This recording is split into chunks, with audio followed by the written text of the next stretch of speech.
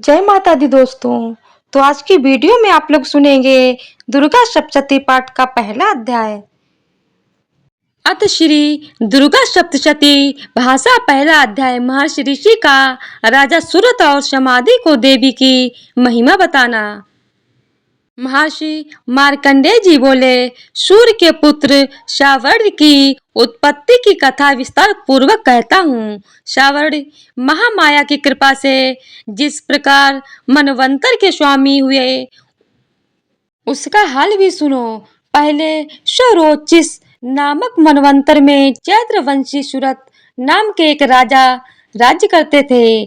सारी पृथ्वी पर उनका राज्य था। वह प्रजा को अपने पुत्र के समान मानते थे, तो भी कोलविंद वंशी राजा उनके शत्रु बन गए। दुष्टों को दंड देने वाले राजा सुरत की उनके साथ लड़ाई हुई। कोला विध्वंसियों के संख्या में कम होने के पर भी राजा सुरत युद्ध में उनसे हार गए। तब वह अपने नगर में वापस आ गए। केवल अपने देश का राज्य उनके पास रह गया और वह उसी देश के राजा होकर राज्य करने लगे। किंतु उनके शत्रुओं ने उन पर वहां भी आक्रमण कर दिया। राजा को बलहीन देखकर उसके दुष्ट मंत्रियों ने राजा की सेना और खजाना अपने अधिकार में जमा करा लिया। राजा सूरत अपने राज्य अधिकार को हार कर शिकार खेलने के बहाने घोड़े पर सवार होकर वहां से एक भयंकर वन की ओर चल पड़े। उस वन में उन्होंने महर्षि मेघा का आश्रम देखा। वहां महर्षि मेघा अपने शिष्यों तथा मुनियों से सुशोभित बैठे हुए थे और वहां कितने ही हिंसक जीव परम शांति भाव से रहते थे। राजा सूरत ने महर्षि मेघा को प्रणाम किया और महर्षि ने भी उनका उचित सत्कार किया। राजा सूरत महर्षि के आश्रम में कुछ समय तक ठहरे। अपने नगर की ममता के आकर्षण से राजा अपने मन में सोचने लगे, पूर्व काल में पूर्वजों ने जिस नगर का पालन किया था वह आज मेरे हाथ से निकल गया। मेरे दुष्ट एवं दुरात्मा मंत्री मेरे नगर की अब धर्म से रक्षा कर रहे होंगे या नहीं। मेरे प्रधान हाथी जो कि सदा मत की वर्षा करने वाला और शूरवीर था, मेरे बेरियों के बस में होकर न जाने क्या दुख भोग रहा होगा। मेरे आज्ञाकारी नौकर जो मेरी कृपा से धन और भोजन पाने से सदैव सुखी रहते थे और मेरे पीछे पीछे चलते थे, अब निश्चय ही दुष्ट राजाओं का अनुसरण करते होंगे तथा मेरे दुष्ट एवं दुरात्मा मंत्रियों द्वारा व्यर्थी धन को व्यय करने से संचित किया हुआ मेरा खजाना एक दिन अवश्य खाली हो जाएगा। इस प्रकार की बहुत से बातें सोचता हुआ राजा निरंतर दुखी रहने लगा। एक दिन राजा सूरत ने महर्षि मेघा के आश्रम के निकट एक वैश्य को देखा। राजा ने उससे पूछा, भाई तुम कौन हो? यहाँ तुम्हारे आने का क्या कारण है और तुम मुझे शोकग्रस्त अनबने से दिखाई देते हो? इसका क्या कारण है? राजा के यह नम्र वचन सुन वैश्य ने कहा, महाराज सूरत को प्रणाम करके कहा। वैश्य बोला, राजन मेरा नाम समाधि है। मैं धनियों के कुल में उत्पन्न एक वैश्य हूँ। मेरे दुष्ट स्त्री पुत्रांतिक ने लोभ से मेरा सब धन छीन लिया है और मुझे घर से निकाल दिया है। मैं इस तरह से दुखी होकर इस वन में चला आया हूँ और यहाँ रहता हुआ मैं इस बात को भी नहीं जानता कि अब घर में इस समय सब कुशल है या नहीं। यहाँ मैं अपने परिवार का आचरण संबंधी कोई समाचार भी नहीं पा सकता। वह घर में इस समय कुशल पूर्वक है या नहीं। मैं अपने पुत्रों के संबंध में यह भी नहीं जानता कि वह सदाचारी है या दुराचार में फंसे हुए हैं। राजा बोले, जिस धन के लोभी स्त्री पुत्रों ने तुम्हें घर से निकाल दिया है, फिर भी तुम्हारा चित्त उनसे क्यों प्रेम करता है? वैश्य ने कहा, मेरे विषय में आपका ऐसा कहना ठीक है, किंतु मेरा मन इतना कठोर नहीं है। यद्यपि उन्होंने धन के लोभ में पकड़कर पितृ स्नेह को त्याग कर मुझे घर से निकाल दिया है, तो भी मेरे मन में उनके लिए कठोरता नहीं आती है। हे महामते, मेरा मन फिर भी उनमें क्यों फंस फंस रहा है? इस बात को जानता हुआ भी मैं नहीं जान रहा। मेरा चित्त उनके लिए दुखी है। मैं उनके लिए लंबी लंबी सांसें ले रहा हूँ। उन लोगों में प्रेम नाम का नहीं है। फिर भी ऐसे स्नेहियों के लिए मेरा हृदय कठोर नहीं होता। राजा बोले, जिस धन के लोभी स्त्री पुत्रों ने तुम्हें घर से निकाल दिया है, फिर भी तुम्हारा चित्त उनसे क्यों प्रेम करता है? वैश्य ने कहा, मेरे विषय में आपका ऐसा कहना ठीक है। महर्षि मार्कंडेय जी ने कहा, हे ब्राह्मण, इसके पश्चात महाराज सुरथ और वह वैश्य दोनों महर्षि मेघा के समीप गए और उनके साथ यथा योग्य न्याय संभरण करके दोनों ने वार्ता आरंभ की। राजा बोले, हे भगवान, मैं आपसे एक बात पूछना चाहता हूँ, सो आप कृपा करके मुझे बताइए। मेरा मन मेरे अधीन नहीं है, इससे मैं बहुत दुखी हूँ। राज्य धनाधिक की चिंता अभी तक मुझे बनी हुई है और मेरी यह ममता अज्ञानियों की तरह बढ़ती जा रही है। और यह समाधि नामक वैश्य भी अपने से अपमानित होकर आया है। इसके स्वजनों ने भी इसे त्याग दिया है। स्वजनों से त्यागा हुआ भी या उनसे हार्दिक प्रेम रखता है। इस तरह हम दोनों ही दुखी हैं।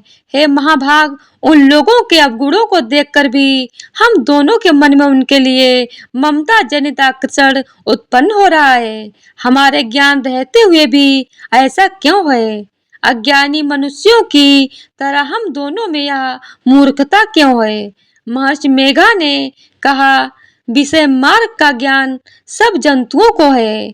सभी के लिए विषय पृथक होते हैं। कुछ प्राणी दिन में नहीं देखते और कुछ रात को, परंतु कोई जीव ऐसे हैं जो दिन रात दोनों में देख सकते हैं। यह सत्य है कि मनुष्यों में ज्ञान प्रधान है, किंतु केवल मनुष्य ज्ञानी नहीं होता।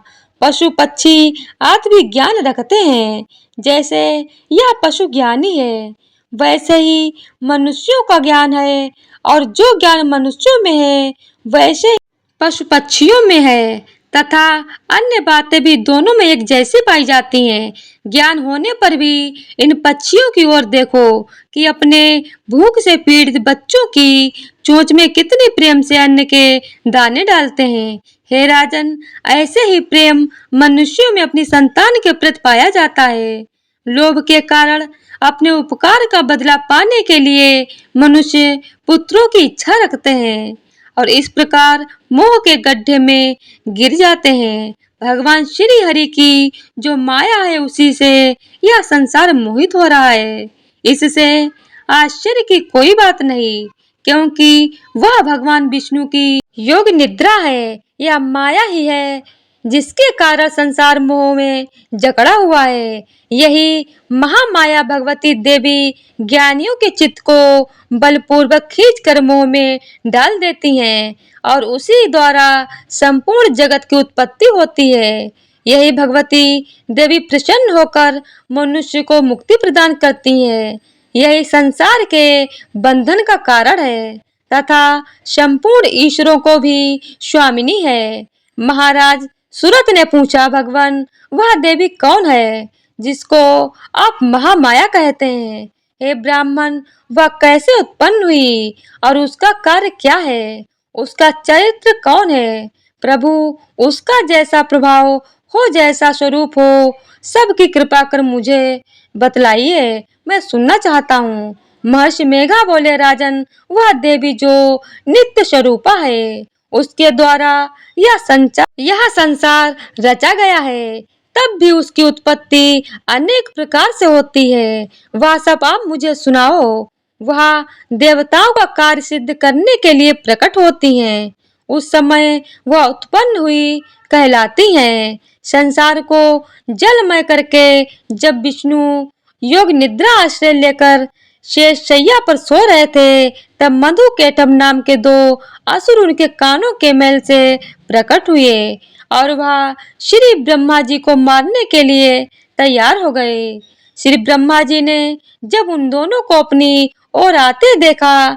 यह भी देखा कि भगवान विष्णु योग निद्रा का आश्रय लेकर सो रहे हैं। तो वह उस समय श्री भगवान के जागने के लिए उनके नेत्रों में निवास करने वाली योग निद्रा की स्तुति करने लगे। श्री ब्रह्मा जी ने कहा, हे देवी, तुम नहीं स्वाहा, तुम ही स्वधा, तुम ही वसटकार हो। स्वर भी तुम्हारा ही स्वरूप है। तुम ही जीवन देने वाली सुधा हो।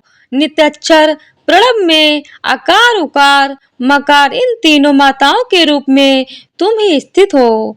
इनके अतिरिक्त जो बिंदुपत अर्धमात्रा है जिसका कि विशेष रूप से उच्चारण नहीं किया जा सकता है, हे देवी, वह भी तुम ही हो। संध्या, सावित्री तथा परम जननी तुम ही हो। तुम इस विश्व को धारण करने वाली हो। तुमने ही इस जगत की रचना की है और तुम ही इस जगत की पालन करने वाली हो और तुम ही कल्प के अंत में सबको भक्षण करने वाली हो। हे देवी, जगत की उत्पत्ति के समय तुम सृष्टि रूपा होती हो, पालन काल में स्थित रूपा हो और कल्प के अंत में महार संहार रूप धारण कर लेती हो। श्री ईश्वरी और बोध स्वरूपा बुद्धि भी तुम ही हो। लज्जा, पुष्टि, तुष्टि, शांति और क्षमा भी तुम ही हो। तुम खड़ग धारिणी, शूल धारिणी तथा गदा, चक्र, शंख और धनुष के धारण करने वाली हो। बाण, भुषंडी और परिधि यह भी तुम्हारे ही अस्त्र हैं। तुम सौम्य और सौम्यतर हो। यही नहीं बल्कि जितना भी सौम्य तथा सुंदर वस्तुएं संसार में है, उन सब से बढ़कर सुंदर हो तुम। पर और अपर सबसे पर रहने वाली सुंदर तुम ही हो। हे सर्व स्वरूपे देवी, जो भी सत असत पदार्थ है और उनमें जो शक्ति है वह तुम ही हो। ऐसी अवस्था में भला तुम्हारी स्तुति कौन कर सकता है। इस संसार की सृष्टि, पालन और संहार करने वाले जो भगवान हैं, उनको भी जब तुमने निद्रा के वशीभूत कर दिया है, तो फिर तुम्हारी स्थिति कौन कर सकता है। मुझे भगवान विष्णु तथा भगवान शंकर को शरीर धारण कराने वाली तुम ही हो। तुम्हारी स्तुति करने की शक्ति किसमें है। हे देवी, तुम तो अपने इन उदार प्रभावों के कारण ही प्रशंसनीय हो। मधु और कैटभ जो भयंकर असुर हैं, इन्हें तो मोह में डाल दो और श्री हरि भगवान विष्णु को भी जल्दी जगा दो और उनमें इनको मार डालने की बुद्धि भी उत्पन्न कर दो। महर्षि मेघा बोले, हे राजन, जब श्री ब्रह्मा जी ने देवी से इस प्रकार स्तुति करके भगवान को जगाने तथा मधु और कैटभ को मारने के लिए कहा, तो वह भगवान श्री विष्णु के नेत्र, मुख, नासिक, बाहु, हृदय और वक्ष स्थल से निकल श्री ब्रह्मा जी के सामने खड़ी हो गईं। उनका ऐसा कहना था कि भगवान श्री हरि तुरंत जाग उठे और दोनों असुरों को देखा, जो कि अत्यंत बलवान तथा पराक्रमी थे और मारे क्रोध के जिनके नेत्र लाल हो रहे थे और जो ब्रह्मा जी को वध करने के लिए तैयार थे। तब क्रोध हो उन दोनों दुरात्मा असुरों के साथ भगवान श्री हरि पूरे 5000 वर्ष तक लड़ते रहे। एक तो वह अत्यंत बलवान तथा पराक्रमी थे, दूसरे महामाया ने उन्हें भी मुंह में डाल रखा था। अतः वह भी भगवान से कहने लगे, हम दोनों तुम्हारी वीरता से अत्यंत प्रसन्न हैं, तुम हमसे कोई वर मांगो। भगवान ने कहा, यदि तुम मुझ पर प्रसन्न हो तो अब तुम मेरे हाथों से मर जाओ। बस इतना सा ही वर मैं तुमसे मांगता हूँ, यहाँ दूसरे वर से क्या प्रयोजन है। महर्षि बोले, इस तरह से जब वह धोखे में आ गया और अपने चारों ओर जल ही जल देखा, तब भगवान श्री हरि से कहने लगे, जहाँ पर जल ना हो, सूखी जमीन हो, उसी जगह हमारा वध कीजिए। महर्षि मेघा कहते हैं, तथास्तु कहकर भगवान श्री हरि ने उन दोनों को अपनी जांघ पर लिटाकर उन दोनों के सर काट डाले। इस तरह ये देवी श्री ब्रह्मा जी की स्तुति करने पर प्रकट हुई थीं। अब तुमसे उनके प्रभाव का वर्णन कहता हूँ, सो सुनो। दुर्गा सप्तशती पाठ का पहला अध्याय समाप्ति। बोली जय माता दी। तो आज की वीडियो अगर आप लोगों को पसंद आई हो तो वीडियो को लाइक, शेयर और चैनल को सब्सक्राइब कर दीजिएगा। धन्यवाद।